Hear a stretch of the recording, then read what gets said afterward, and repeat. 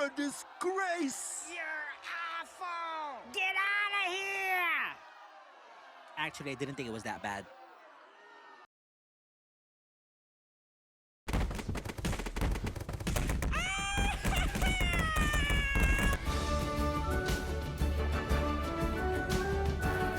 Oy vey.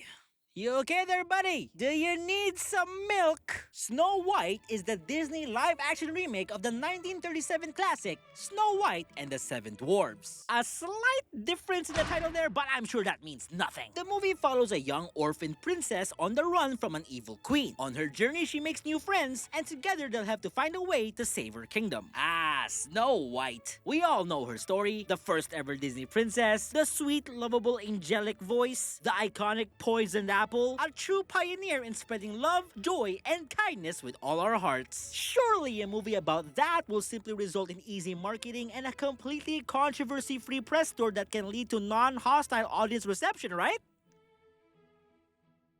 Right? Cartoon came out in 1937 and very evidently so. There's a big... Weird. I'm in danger.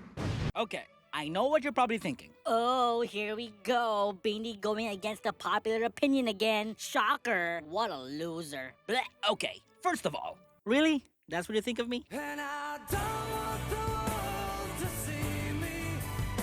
Secondly, bro, I saw the live-action Snow White, okay? And honestly, yeah, I think it isn't all that bad. Oh, don't get me wrong, the movie's trash, not gonna lie. But I just think it's not as bad as people are making it out to be. I mean, yeah, it's bad, but is it IMDb 1.6, the lowest rated score in the history of the website, type of bad? Absolutely fucking not! You mean to tell me that this movie was worse than Birdemic? Really? Okay, man. We as a society need to take a deep breath and regroup for a second because this shit is getting ridiculous. So, what exactly made the people turn on Snow White so quickly? You know, apart from the obvious answers? Well, let's try to find out. Let's take a bite out of this movie and see where it all went wrong and why I think it's not that bad. This is the live-action remake of Disney's Snow White. The movie starts off in the middle of a snowstorm where a king and queen welcome their newborn baby daughter. A princess was born. To honor the night she arrived, her parents named the girl Snow White. Wait, what? Really? She got her name because she was born during a snowstorm? Not because of the famous line of her skin is as white as snow? We're just gonna completely overlook that one? As if that wasn't a well-known line in the original? Yeah? Okay then. I'm just saying, it's a pretty weird detail to alter. It's like changing how Iron Man got his name. Instead of it being because his suit is made of iron, it's now because the dude likes laundry so much. It doesn't make sense. It's a weird change. I don't really know what's the point. Oh. A kingdom for the free and the fair. Well, looks like someone's a bit too excited to see those birds. Chill with the facial expressions there, my queen. The last thing we need is for you to hurt yourself and disappear during the... Oh, and she's gone. Oh, god damn it! Another one bites the dust for a Disney parent. Well, at least Snow White still has her father to take care of. But the king did not return. Oh, son of a bitch! Disney, killing off parents since 1937. Okay, so one of the few things I liked about this remake is that it actually makes a point to show the people and the kingdom. We never really got that in the original. They do a good job showing how prosperous and happy everyone was before the evil queen took over, which is a pretty great way to set up one of the movie's stakes. They also do all this in the form of a musical number, and I personally think it's pretty good. In fact, in my opinion, the soundtrack of the 2025 remake is probably the best part of this whole movie. I like most of the songs here. They're pretty catchy and the instrumental sounds great. They somehow give off that classic big theatrical Disney musical vibe.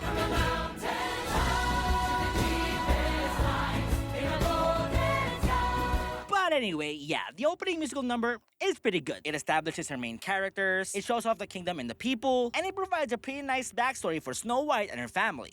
Well, with what's left of them, of course. Later on, we finally meet the villain of the story, the evil queen, played by Gal Gadot. She was not what she appeared. She was evil. And a bad actor. So, here's one of the first red flags that you quickly catch on in this movie. Gal Gadot, well, she's not doing the film much favors here. This performance, I would say, is probably her rock bottom. Imagine there's no heaven. Okay, close to her rock bottom. But here's the thing though. I get what she's trying to do.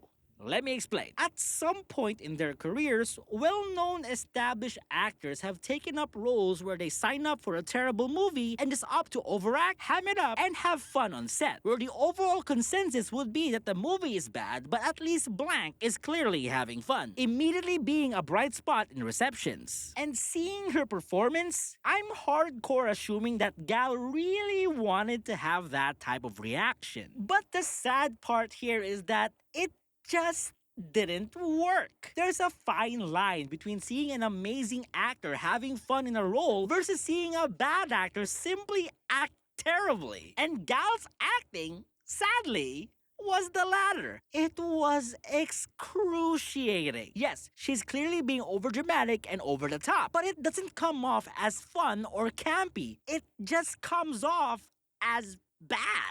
Are you against me too? Are you? Raggy, Rabby-Roo! I'm sorry. I just had to do it. Also, isn't it funny that canonically the magic mirror is technically King Magnifico, who was voiced by Chris Pine? You know, the same Chris Pine who played Gal Gadot's love interest in both Wonder Woman movies? I don't know. It's just a fun little coincidence I noticed that I found ironically hilarious. Disney did y'all too dirty. So, back to the movie. So, once Snow White's father died, the evil queen took over the kingdom and pretty much locked Snow White in, never to be seen by the public eye again. Aside from this scene where she's clearly seen by the public eye again. Ah! Did the queen take away your ability to grow your hair too? Jesus Christ, give her a mirror! So years pass and we get to meet Jonathan, the apparent leader of the bandits. And that's right, Snow White's love interest. Yep, no prince here. Disney decided to go freestyle on this one. All the other Disney princesses got their prince in their remakes, but not for you, Snow. You get a thief, and a terrible one in fact, because all he's stealing are fucking potatoes. Okay, so I don't really mind the character of the prince being written off and replaced with a brand new personality, because the prince in the original didn't really do much. He shows up at the beginning, fucks up for the rest of the movie, and kisses Snow White in the end. And that's about it. So I appreciate Disney for pivoting and giving the love interest something to work with. Like it or not, this character is 10 times more interesting than the 1937 version. So we can chalk this one up as a positive. The problem here, though, is that even though the movie gave their leading man more of a character, our two leads' chemistry is still nowhere to be found. They pretty much share the same amount of interest in one another as the 1937 version, which is kind of a problem since in that version, they only share a total amount of 5 minutes of screen time. But I do like how Jonathan basically convinces Snow White into doing something to help the people rather than wallowing in a corner. And mopping. A lot of mopping. So here's Snow White attempting to help the people rather than wallowing in a corner. It didn't go so well. You know, I really don't remember you being this opinionated. My apologies. One is weak, useless, fragile. The other, hard, unyielding, everlasting, flawless, beautiful. Just like my dick! I'm sorry. I'm sorry. Oh no, Jonathan just got caught. I understand the need for justice, but please, this isn't fair.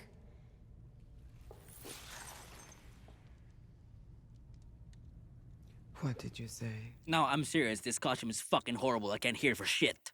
Go on. Speak to your people. Oh dear God. You mean to tell me that a whole-ass production team got to see that delivery and not one person had the gall to at least raise their hand and ask, hey, can we get another take? Anyways, the evil queen shuts down Snow White's attempt to help both the people and Jonathan, and we get a big old I Want Disney Princess song called Waiting on a Wish. Waiting on a wish beneath 1,000 treetops. Huh. First we got Waiting on a Miracle, then followed by this wish, and now we have Waiting on a Wish. You know, if I didn't know better, amidst all these live-action remakes and sequels and spin-offs, I'm starting to think Disney's running out of ideas. Anyways, the Lilo & Stitch live-action remake in theaters now. Subscribe for more movie updates. Nah, but jokes aside, as I said earlier, this movie's soundtrack is pretty good, and that includes Waiting on a Wish. Rachel Zegler's voice is phenomenal, the lyrics are well done, and I love how the instrumental sounds grand and magical. Granted, it's not a song that the 1937 Snow White would sing, but with the type of character this remake is trying to push, it works just fine. One nitpick though, and it doesn't really matter that much, but one thing that bothered me during this whole number was that Rachel kinda delivers a lot of theater acting during the song, and the cinematography just completely does not support it, if that makes sense. She pretty much over-delivers a lot of her verses during this number, and it would've worked really well if the camera work and visuals weren't so fucking boring. For most of the sequence, the camera just stays stationary or slowly zooms in or zooms out. For God's sake, her budget was $200 million. At least add some cool visuals or some shit. This is an I Want Disney Princess song. Like, this is as high as your musical numbers can get. Somehow, someway, I'll become. Ah, there it is. There's the visual effects I was looking for.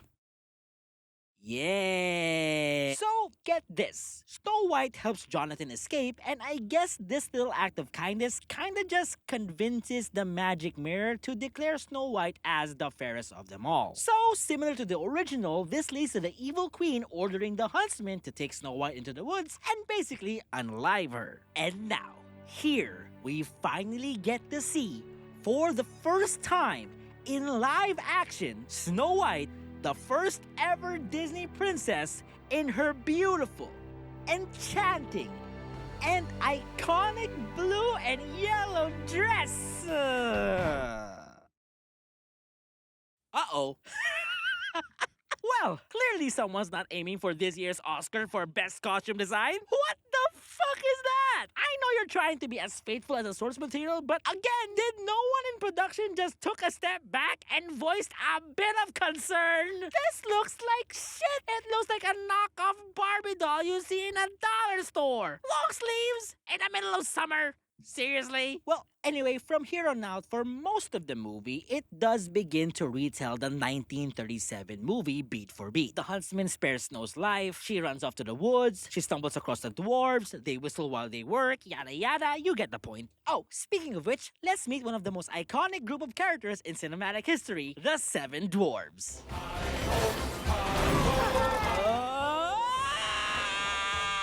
What the fuck is that? That's the 7 dwarves? They look like the 7 deadly fucking sins! Oh my god! You guys look hideous! I only wanted to meet you. I don't like your face. Meanwhile, back in the kingdom... The fairest lives. She is not you.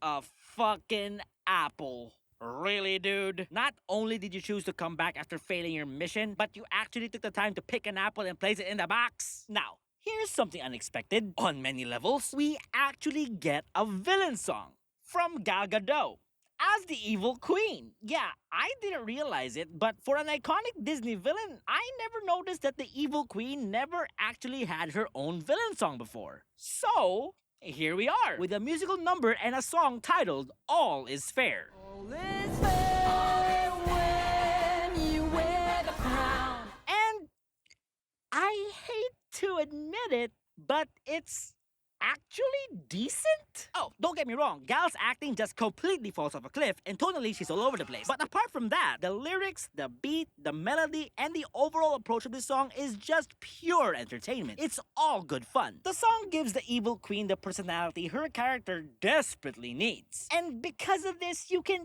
kinda see the angle Gal Gadot was trying to do with his character. Granted, she trips, stumbles, and falls flat on her face, but hey, at least he tried. Anyways, fast forward into the movie. In a weird change of pace, Snow White and the 7 dwarves part ways because, get this, she needed to find out if her dad was really dead. Okay. And her dad was really dead. Well, that was a waste of time, wasn't it? Yeah, so I just don't get this part of the movie. Snow White shifts from hanging out with the 7 dwarves and basically replaces them with the 7 bandits. Oh, sorry. Who are these people? What are their names? What's their story? Well, we'll never know because the movie never tells us. Yeah, so seemingly out of nowhere, the movie reunites us with Jonathan and he introduces us to his group of bandits. And I just don't know why. I don't know why they're in this story in the first place. We're an hour into the movie and we're being force-fed 6 more new characters? You don't have a crossbow. It was stolen. I'm sorry, but I just don't give a shit. They don't contribute anything to the story, they barely get developed, and they're not that interesting. There is zero reason for them to be in this movie. Look, I don't want to sound like a prick, but I swear to God, every scene with this group felt like a Disney Channel production. Everything that involves them just look and feel half-assed. Just take this scene, for example. The crew find themselves cornered by the evil queen's guards. And so Jonathan comes up with an idea to outsmart them and, well, just take a look. Don't shoot!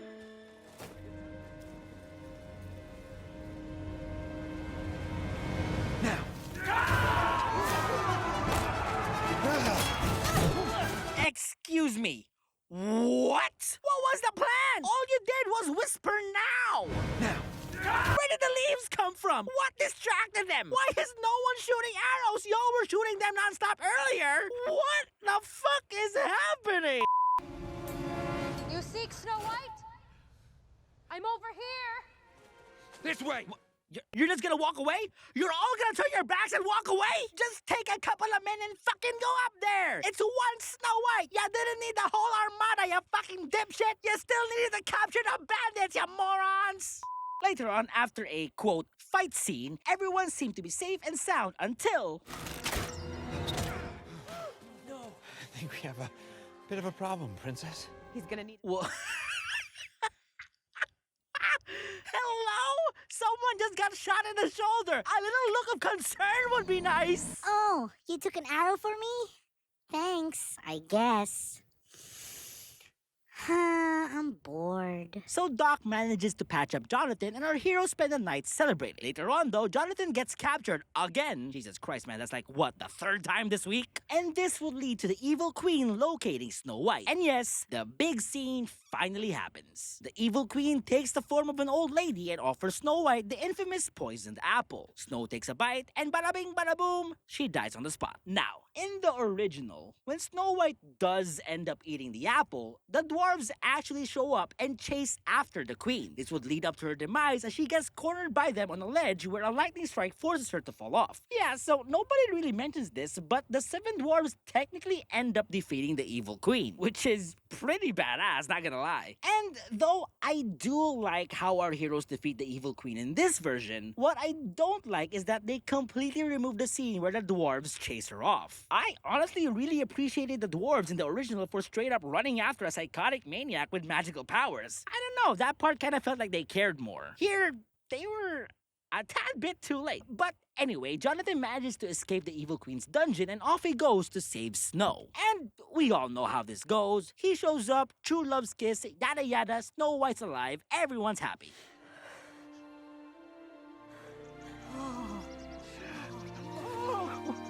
That is Not gonna be saved by the prince. She's not going to be saved by the prince, and she's not going to be dreaming about true love. She's dreaming about becoming the leader she knows she can be. So that was a fucking lie. With Snow White now alive and well, our heroes devise a plan to go back to the kingdom and finally put an end to the evil queen's reign once and for all. She'll do everything she can to stop us. Let her try.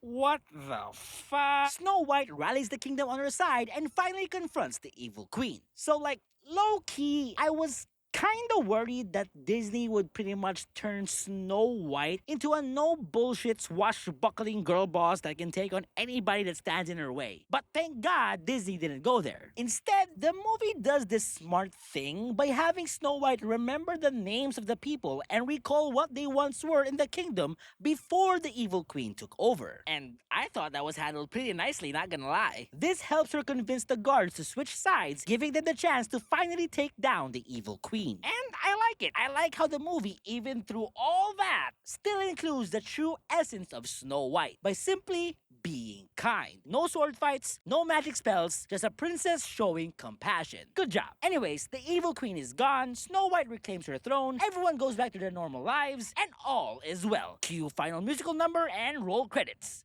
The end.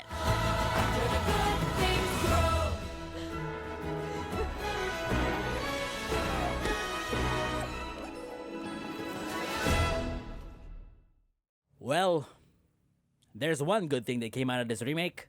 At least they stopped making live actions now. Oh, son of a bitch! And that was Disney's live action Snow White.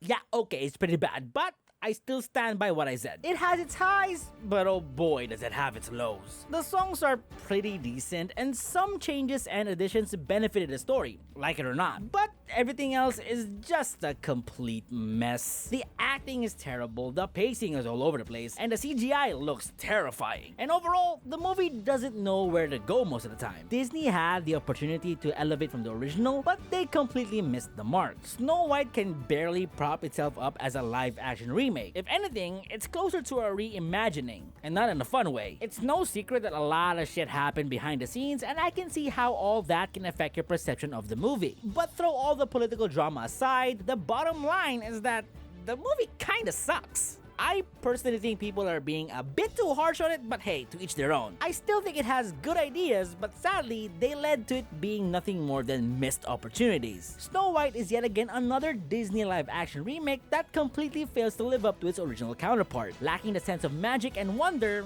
this half-assed cash grab is simply not the fairest of them all. 3 out of 10. That's it for today's video. I hope you enjoyed your stay. Have a great day and a good night, and I'll see you all next time.